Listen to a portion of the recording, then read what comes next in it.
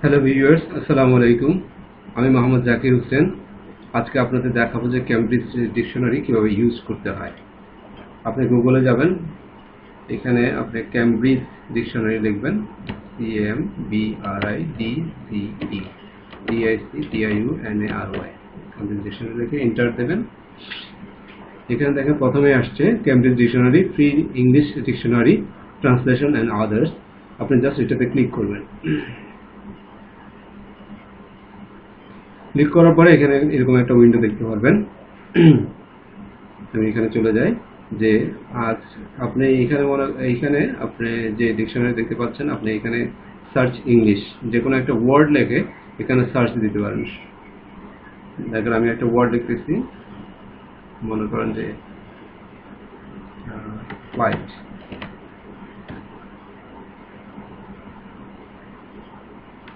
PLIGHT flight. আচ্ছা, দেখেন আপনি যে ওয়ার্ডটা লিখলেন যে PLIGHT ফ্লাইট, এই ওয়ার্ডটা এখানে লিখে সার্চ দিলে এটা ইংলিশ রিকমেন্ড করা আছে। আপনি এখানে ওয়ার্ডটা সার্চ করলে এখানে দেখেন এইগুলোকে সাধারণত ফনেটিক্স বলে, এগুলো ডিপ লেভেলের জিনিস। যদি যারা পারেন তারা একটু শিখে নেবেন, তাহলে এই ওয়ার্ডগুলোর উচ্চারণগুলো একটু ইজি হয় আর কি। তা আপনি যখন এখানে এই যে দুইটা ল্যাঙ্গুয়েজের সাধারণত দেওয়া আছে, ইউকে এবং ইউএস, ইউনাইটেড স্টেটস। তো আপনি যখন এইখানে দুইটা অনেক সময় সাউন্ডে বিভিন্ন রকমের প্রনাউন্সিয়েশন আমাদের বেশিরভাগই বেসিক্যালি সমস্যাগুলো হয় যে আপনি প্রনাউন্সিয়েশন কিভাবে করবেন, যে এটা আমরা বলি প্লাইট হবে না প্লিট হবে না কি হবে।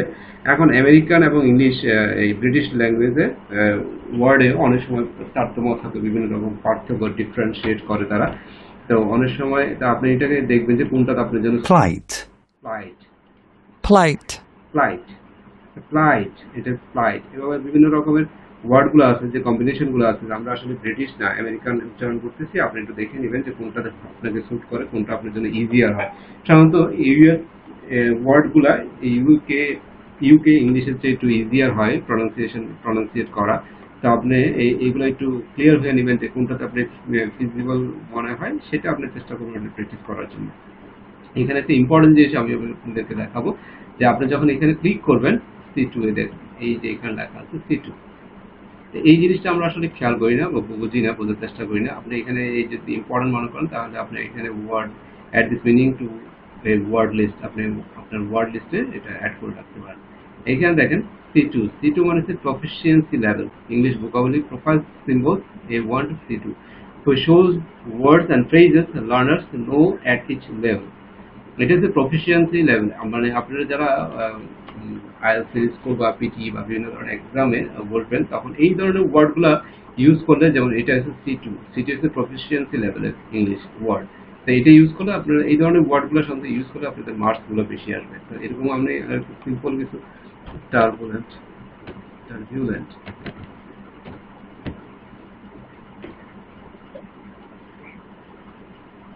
দেখুন এই ওয়ার্ডটা নিয়ে যে আপনার ইউকে কি turbulent, টার্বুলেন্ট, Turbulent. টার্বুলেন্ট, এটাও C2 ক্যাটাগরি। আর একটা জিনিস দেখিয়ে দিই, এইটা আপনার পার্সোনালিটি হচ্ছে অ্যাডজেক্টিভ।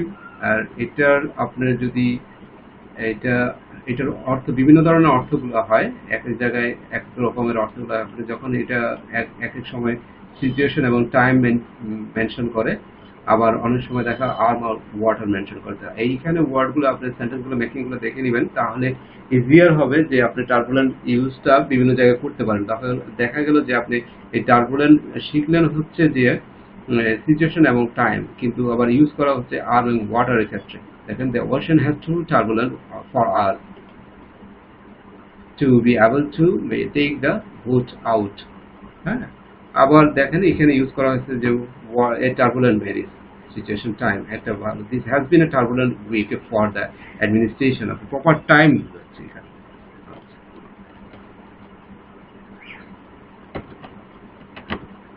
এটাও C2 ক্যাটাগরি। দেখেন tranquil, tranquil, Tranquil. হ্যাঁ, এটা আপনি যখন মনে করেন যে উচ্চারণ করেন, এটা কি ট্রাঙ্কিল হবে, ট্রাঙ্কুইল হবে, না ট্রাঙ্কিউইল হবে, সেই জিনিসগুলো আপনি এখান থেকে Tranquil. ট্রাঙ্কুইল, আর এটা উচ্চারণ আরেকটু Tranquil. ট্রাঙ্কুয়াল, এরকম বিভিন্ন রকম উচ্চারণগুলো আছে। আপনি যখন এখানে ক্লিক করেন তখন Tranquil. এটা ইউকে উচ্চারণ আপনাকে শোনাবে, আর এখানে যখন আপনি ক্লিক করেন Tranquil. তখন ইউএস যারা পিপল আছে তারা কিভাবে আপনার ইউজ করে, মানে ওয়ার্ডগুলো প্রনাউন্সিয়েট করে, সেই উচ্চারণগুলো আপনি এখান থেকে ইজিলি দেখে নিতে পারবেন। এবং এইখানে দেখেন পিসফুল, এটার মিনিংটা বিভিন্ন রকম মিনিং আছে, পিসফুল এবং ট্রাঙ্কুইল, এগুলো সিনোনিমস গুলো এখানে আছে। তা আপনি যখন এটা ইউজ করবেন, এটা হচ্ছে C1 ক্যাটাগরি। C1 ক্যাটাগরি হচ্ছে যে অ্যাডভান্স লেভেল, মানে প্রফেশনাল লেভেলের যে অ্যাডভান্স লেভেলে আপনি যখন এটা ইউজ করবেন, আপনি যখন এটা ওয়ার্ডটা ইউজ করবেন, আপনার মার্কস গুলো ভালো আসবে। তো এখানে দেখেন এইটার অর্থ হচ্ছে calm and peaceful and without noise, violence, worry etcetera. আমরা এটাকে পিস বা পিসফুল হিসেবে ইউজ করি, কিন্তু কথা হচ্ছে আপনি যখন ট্রাঙ্কুইল ইউজ করবেন তখন আপনার মার্কিং গুলো ভালো আসবে। আপনি এটা অ্যাডভান্স লেভেলের ওয়ার্ড ইউজ করতেছেন, এটা এখানে অ্যাডজেক্টিভ হিসেবে কাজ করতেছে। আবার দেখেন এখানে যখন আপনি অ্যাডভার্ব ট্রাঙ্কুইলি, এখানেও দেখতে পারেন যে এই ওয়ার্ডটা আসলে কিভাবে উচ্চারণ করা Tranquilly. হয়। Tranquil, Tranquilly. ট্রাঙ্কুইলি, Tranquilly. ট্রাঙ্কুইলি, Tranquilly. ট্রাঙ্কুইলি। এগুলো বারবার উচ্চারণ যখন আপনি নিজেও করবেন তখন আপনার প্রনাউন্সিয়েশনটা আপনার কাছে ক্লিয়ার হয়ে যাবে। আপনার কখনো উচ্চারণ করতে যেয়ে আর বাজবে না যে আপনি এটা আবার কিভাবে উচ্চারণ করতে হয়, কিভাবে কি বলতে হয়, আপনি বুঝবেন কিনা, আপনার মনে থাকবে কিনা। আপনি যখন বারবার উচ্চারণ করবেন Tranquilly. আপনার জন্য ইজিয়ার হয়ে যাবে যে আপনি এই ওয়ার্ডটা উচ্চারণ করেন। আপনি দেখেন যে এখানে আপনি এই ওয়ার্ডটারই অ্যাডজেক্টিভ কিভাবে হয়, এটা অ্যাডজেক্টিভ, আবার এটা এখানে ট্রাঙ্কুইলি, এটা হচ্ছে এখানে অ্যাডভার্ব।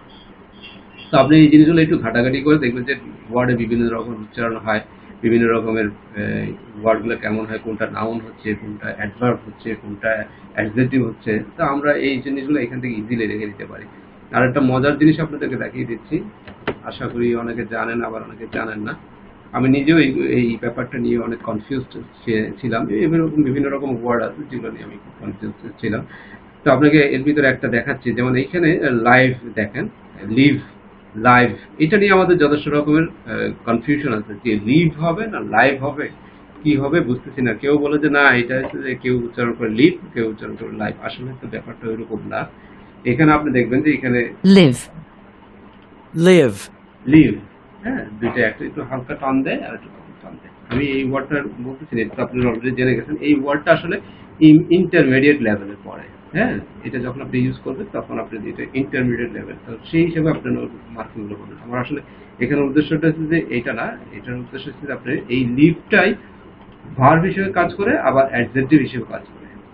যখন ভার্ব হিসেবে কাজ করে তখন হচ্ছে যে লিভ, লিভ আপনার এখানে শুধু Live. দেখবেন যে কি উচ্চারণটা। আর যখন অ্যাডজেক্টিভ হিসেবে কাজ করে তখন দেখবেন যে এই উচ্চারণটা লাইভ হয়।